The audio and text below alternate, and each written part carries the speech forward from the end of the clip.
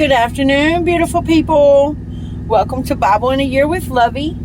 We are on day 92 today. We're reading the Life Application Study Bible, 3rd edition, New Living Translation, for anybody who's interested in following along and hasn't already.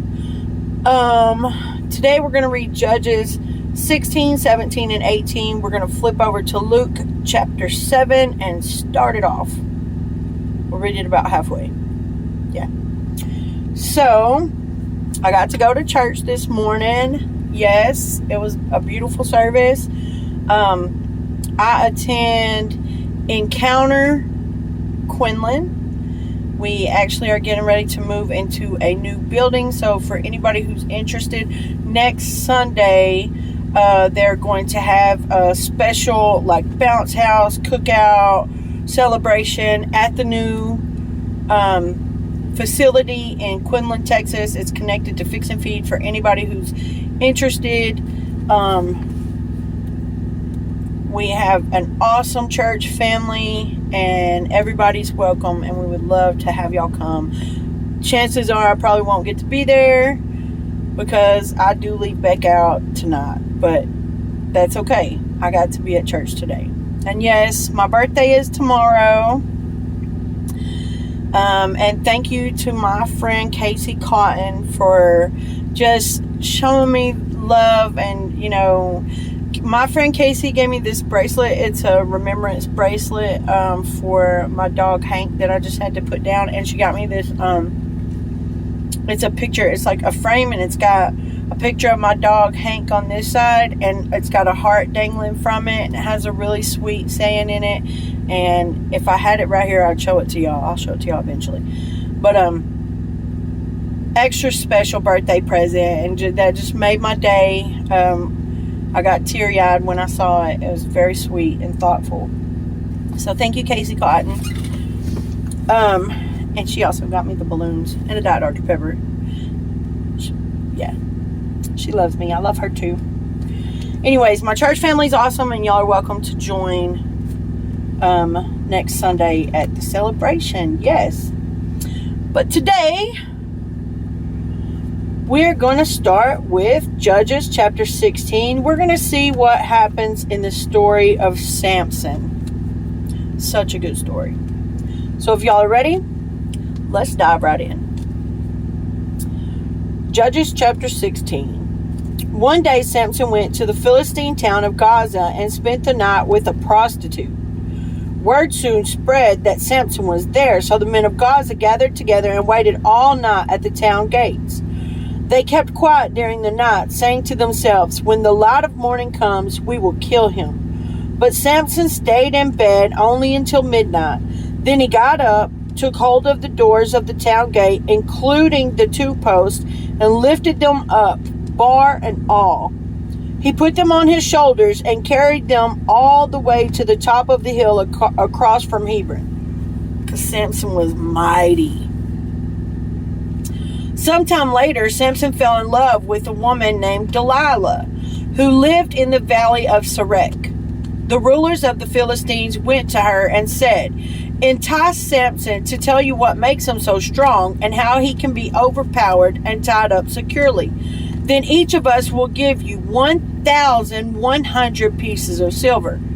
That's a lot of money back in those days. Yeah. So Delilah said to Samson, "Please tell me what makes you so strong and what it would take to tie you up securely." Samson replied, "If I were tied up with 7 new bowstrings that have not yet been dried, I would become as weak as anyone else."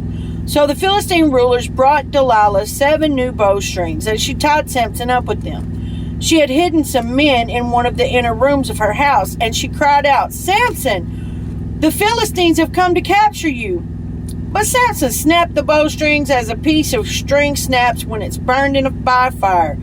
So the secret of his strength was not discovered.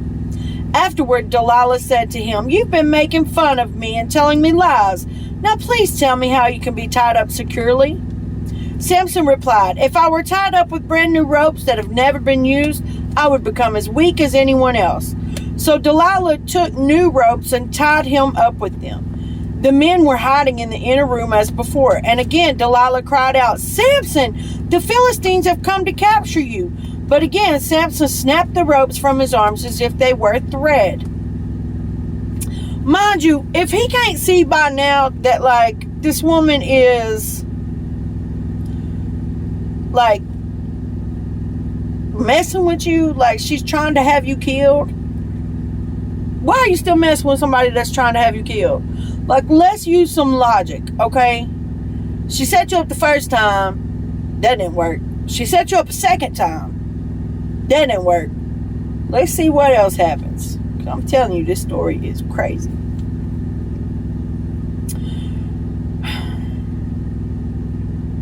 She said, let's see where we at. Okay.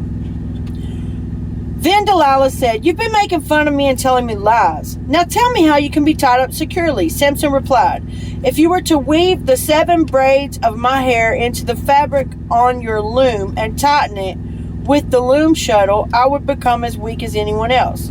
So while he slept, Delilah wove the 7 braids of his hair into the fabric. Then she tightened it with the loom shuttle. Again she cried out, "Samson, the Philistines have come to capture you." But Samson woke up, pulled back the loom shuttle, and yanked his hair away from the loom and the fabric. Then Delilah pouted, "How can you tell me I love you when you don't share your secrets with me? You've made fun of me 3 times now, and you still haven't told me what makes you so strong." She tormented him with her nagging day after day until he was sick to death of it. But see, if you can't recognize by now that every time she asks you and she does the exact thing,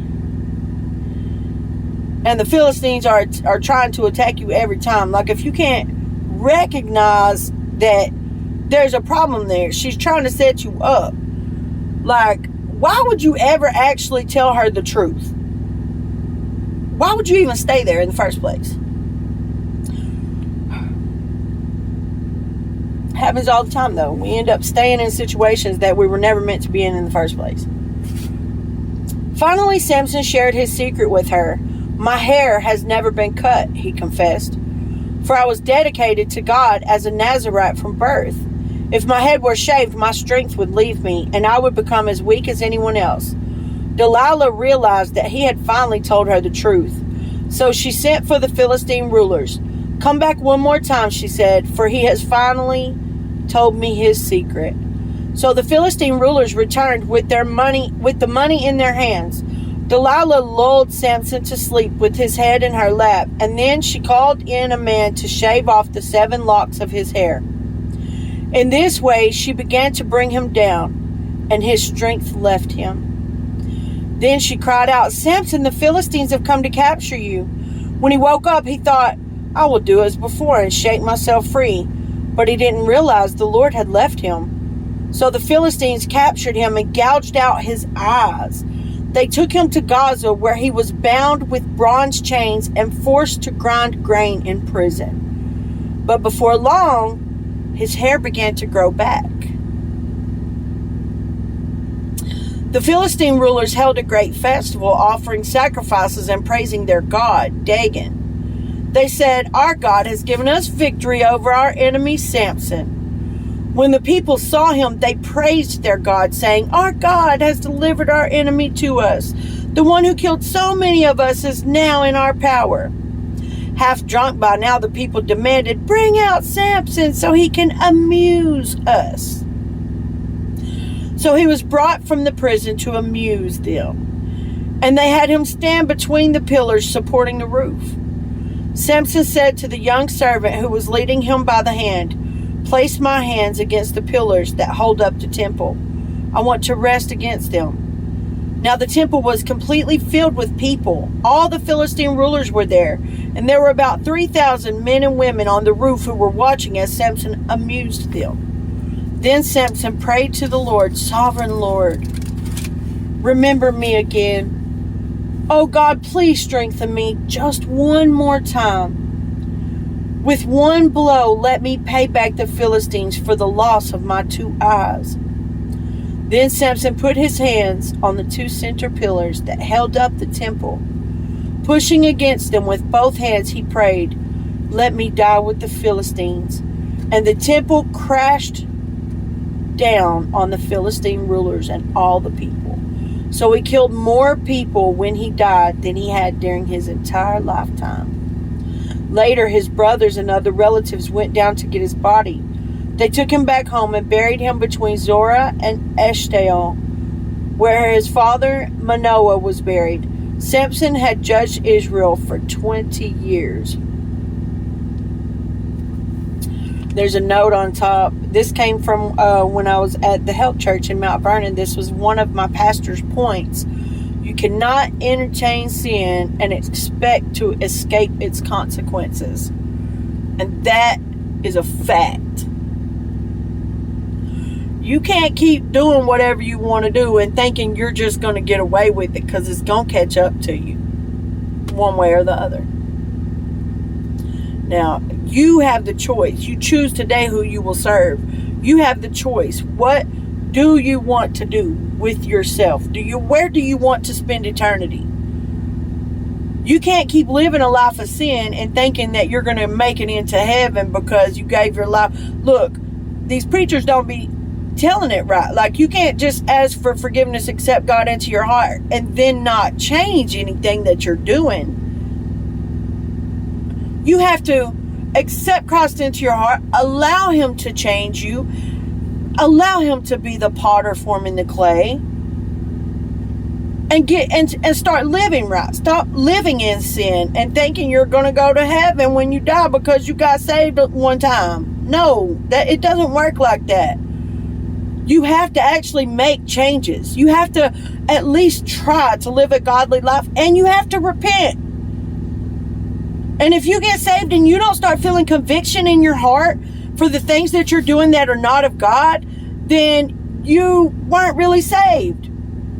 When you accept Christ into your heart and the Holy Spirit comes and lives within you, when you do something that is not pleasing to God, you feel conviction. The one time I relapsed, let me tell you what, I felt conviction so deep in my spirit. Woo! It was like God was saying, hey, I did not deliver you from that for you to go back to it. No, we're not doing that. So, if you don't feel conviction, but you know what you're doing is not right, perhaps you need to ask Christ again to come into your heart. Maybe you need to really actually surrender the things that you're struggling with to him.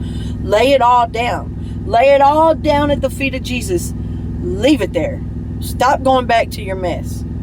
That's not going to get you an eternity with Christ. Chapter 17. There was a man named Micah who lived in the hill country of Ephraim. One day he said to his mother, I heard you place a curse on the person who stole 1,100 pieces of silver from you. Well, I have the money. I was the one who took it. The Lord bless you for admitting it, his mother replied. He returned the money to her, and she said, I now dedicate these silver coins to the Lord. In honor of my son, I will have an image carved and an idol cast. So when he returned the money to his mother, she took 200 silver coins and gave them to a silversmith, who made them into an image and an idol. And these were placed in Micah's house. Micah set up a shrine for the idol, and he made a sacred ephod and some household idols. Then he installed one of his sons as his personal priest. In those days, Israel had no king. All the people did whatever seemed right in their own eyes. One day, a young Levite who had been living in Bethlehem in Judah arrived in that area. He had left Bethlehem in search of another place to live, and as he traveled, he came to the hill country of Ephraim. He happened to stop at Micah's house as he was traveling through. Where are you from? Micah asked. He replied, I'm a Levite from Bethlehem in Judah, and I'm looking for a place to live. Stay here with me, Micah said, and you can be a father and priest to me. I will give you 10 pieces of silver a year, plus a change of clothes and your food. The Levite agreed to this, and the young man became like one of... Goodness. Were you taking her to work? No, I'm about to have to go. I thought you was taking her, man. No, I'm doing my recording. I'm about to have to leave. I'm just trying to get my video in before I go. Well, happy early birthday. Thank you. I love you. I love you too. Y'all see my son? This is my baby Keaton. I love you. I love you too. Be safe. You too.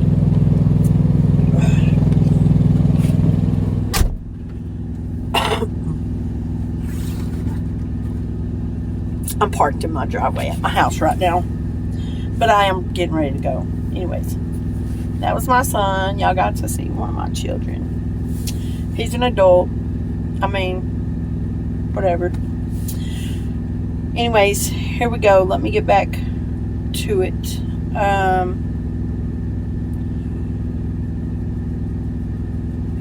So Micah installed the Levite as his personal priest, and he lived in Micah's house. I know the Lord will bless me now, Micah said, because I have a Levite serving as my priest.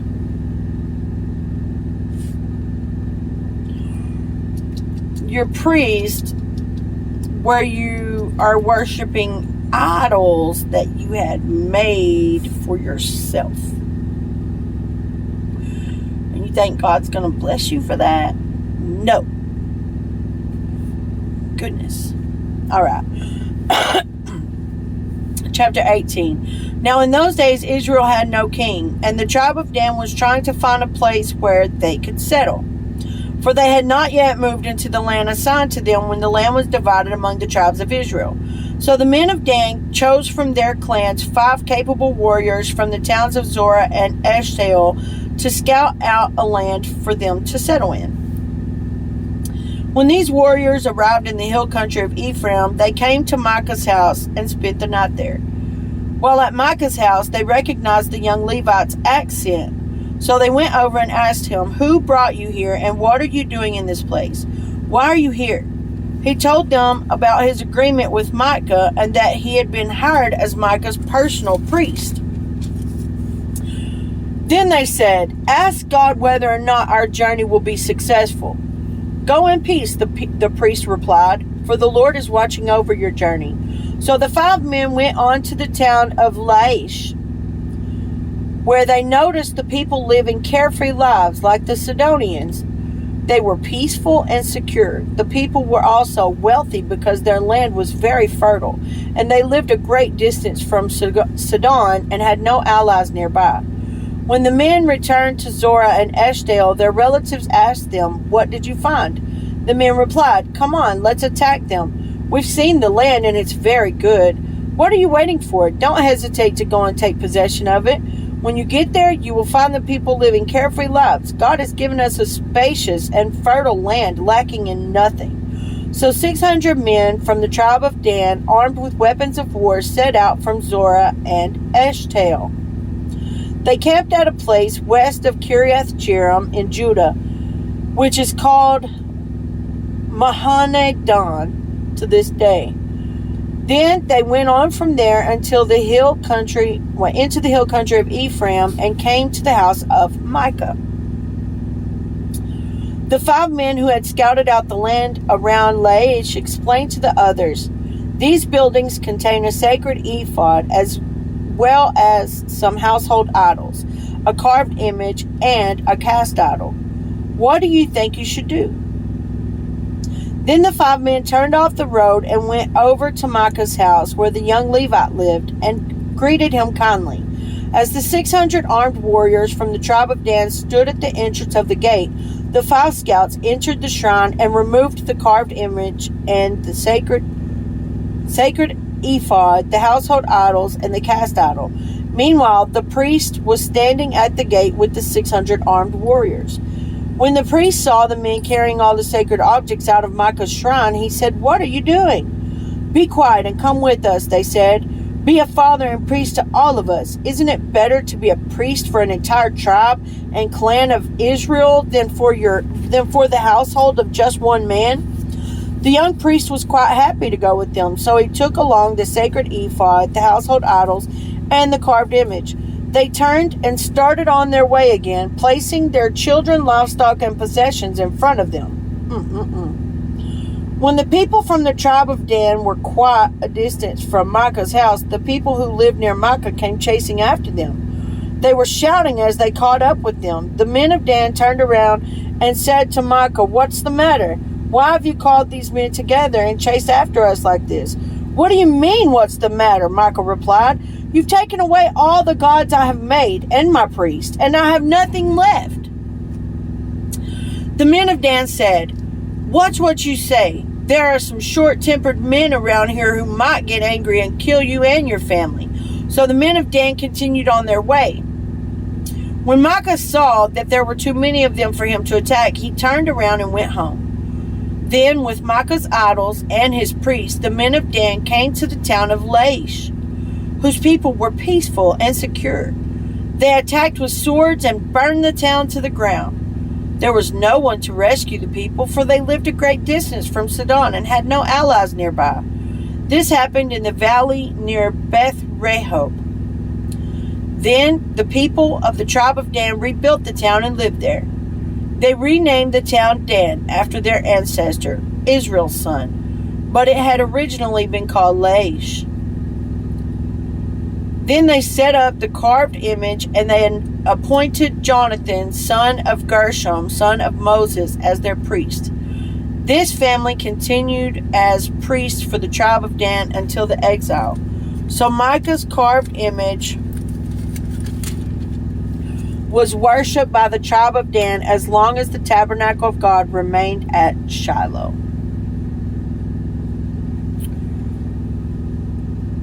I guarantee God did not like that. No, you don't worship no idols. I mean, let's just be real though. How much sense does it make to, like, you know that's not a God, you built it. Why are you worshiping something you literally built? Like, what? What they did back in those days just makes no sense to me. But people still do it right today. Y'all worship everything other than God. Everything's an idol. Cell phones are idols. You know? People idolize their pets. Just, ugh. Yeah. Anyways. Let's flip over to Luke chapter 7. Luke chapter 7. We're going to read down to verse 30. So if y'all are ready, try and give y'all a minute to get to it. Luke chapter 7. Alright, here we go. When Jesus had finished saying all this to the people, he returned to Capernaum. At that time, the highly valued slave of a Roman officer was sick and near death. When the officer heard about Jesus, he sent some respected Jewish elders to ask him to come and heal his slave. So they earnestly begged Jesus to help the man. "If anyone deserves your help, he does," they said, "for he loves the Jewish people and even built a synagogue for us." So Jesus went with them. But just before they arrived at the house, the officer sent some friends to say, "Lord, don't trouble yourself by coming to my home, for I am not worthy of such an honor. I am not even worthy to come and meet you. Just say the word from where you are, and my servant will be healed. I know this because I'm under the authority of my superior officers, and I have authority over my soldiers. I only need to say go, and they go, or come, and they come. And if I say to my slaves, do this, they do it." When Jesus heard this, he was amazed. Turning to the crowd that was following him, he said, "I tell you, I haven't seen faith like this in all Israel." And when the officer's friends returned to his house, they found the slave completely healed. That's some powerful faith right there, boy. Soon afterward, Jesus went with his disciples to the village of Nain, and a large crowd followed him. A funeral procession was coming out as he approached the village gate. The young man who had died was a widow's only son, and a large crowd from the village was with her. When the Lord saw her, his heart overflowed with compassion. "Don't cry," he said. Then he walked over to the coffin and touched it. And the bearer stopped. "Young man," he said, "I tell you, get up." Then the dead boy sat up and began to talk, and Jesus gave him back to his mother. Great fear swept the crowd, and they praised God, saying, "A mighty prophet has risen among us, and God has visited his people today."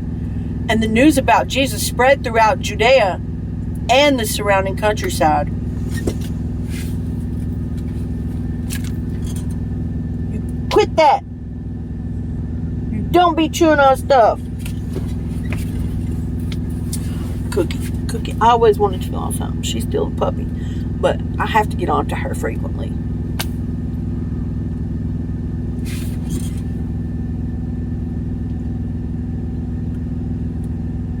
What do you got?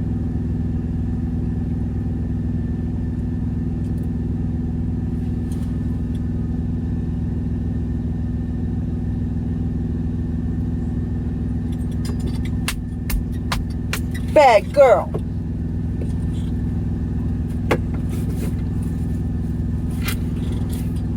Bad girl.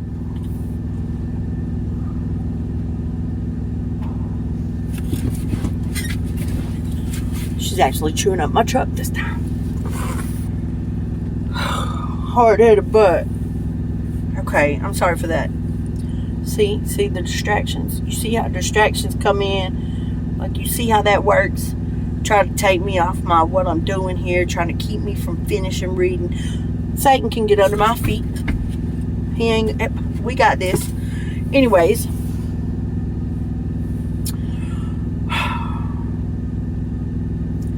The disciples of John the Baptist told John about everything Jesus was doing. So John called for 2 of his disciples, and he sent them to the Lord to ask him, "Are you the Messiah we've been expecting, or should we keep looking for someone else?"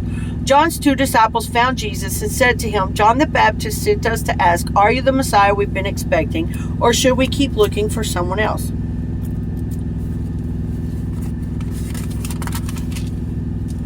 At that very time, Jesus cured many people of their diseases, illness, and evil spirits, and he restored sight to many who were blind.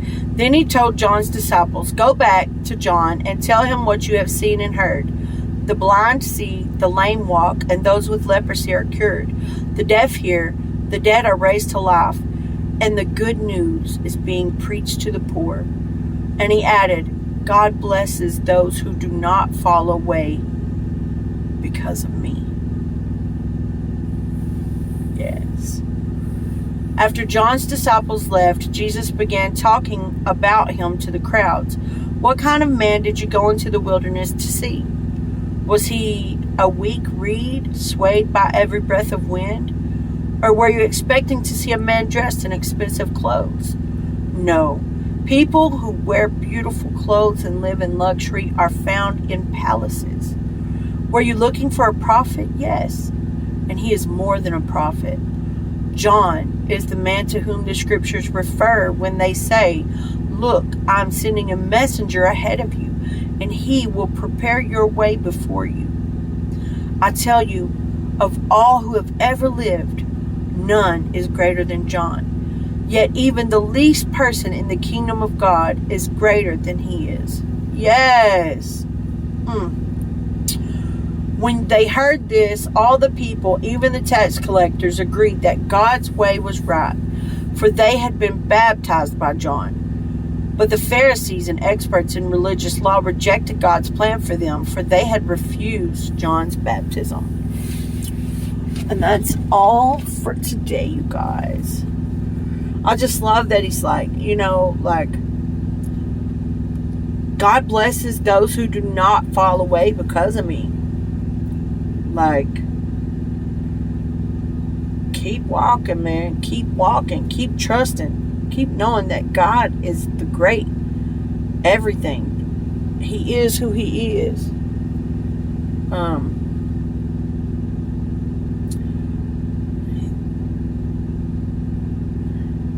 He said, "Of all who have ever lived, none is greater than John, yet even the least person in the kingdom of God is greater than he is." you imagine that? Man.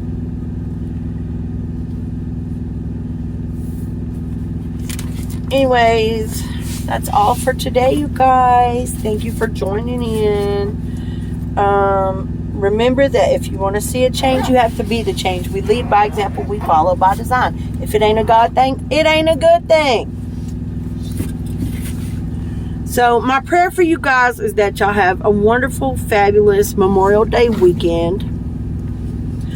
I pray that y'all have a blessed rest of the day, and that you don't forget to go out and love like Jesus. See y'all next time.